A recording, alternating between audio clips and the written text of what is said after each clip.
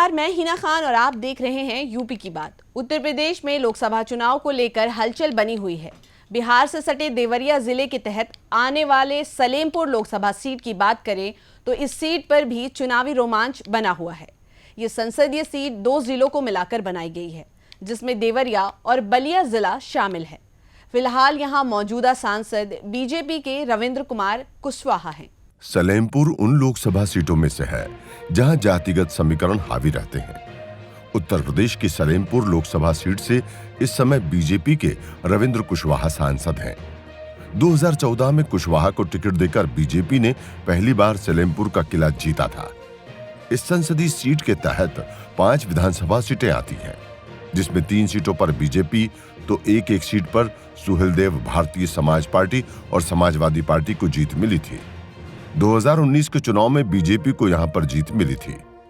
Salempur Lok Sabha seat पर 2019 के संसदीय चुनाव में भारतीय जनता पार्टी के रविंद्र कुशवाहा मैदान में थे, तो उनके सामने बहुजन समाज पार्टी के आर.एस. कुशवाहा और सुहेलदेव को भारतीय समाजवादी पार्टी के राजाराम ने टक्कर दी थी। चुनाव में बसपा और सपा के बीच करार था और बसपा ने यहां से अपना उम्मीदवार खड़ा किया था।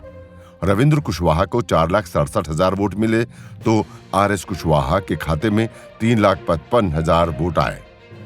सुहेलदेव भारतीय समाज पार्टी के प्रत्याशी राजाराम 33,000 के करीब वोट पाकर तीसरे स्थान पर रहे थे। चुनाव में बीजेपी के रविंद्र कुशवाहा ने 1,12,000 मतों के साथ जीत हासिल की। इससे पहले 2014 के संसदीय चुनाव में बीजेपी के रविंद्र कुशवाहा ने जीत हासिल की थी। कुशवाहा के खाते में 3,92,000 वोट आए थे। उन्होंने सपा के रविशंकर सिंह को 2,32,000 मतों के अंतर से हराया था। सलेमपुर लोकसभा सीट पर कभी किसी दल का एकाधिकार नहीं रहा है। यहां पर पिछले 10 साल से बीजेपी जीत रही है, जबकि 1990 के बाद जनता दल, समाजवादी पार्टी, समता पार्टी और बहुजन समाज पार्टी को जीत मिल चुकी है। यहां से हरिकेवल प्रसाद 4 बार सांसद चुने गए थे।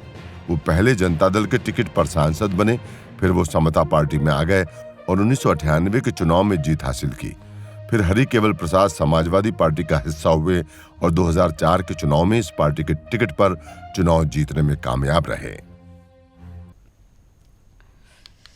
जहां एक तरफ बीजेपी ने सलेमपुर में अपने मौजूदा प्रत्याशी पर भरोसा जताते हुए उन्हें मैदान में फिर से उतारा है, वहीं विपक्ष अब तक यहां किसी भी दावेदार पर मुहर नहीं लगाई है।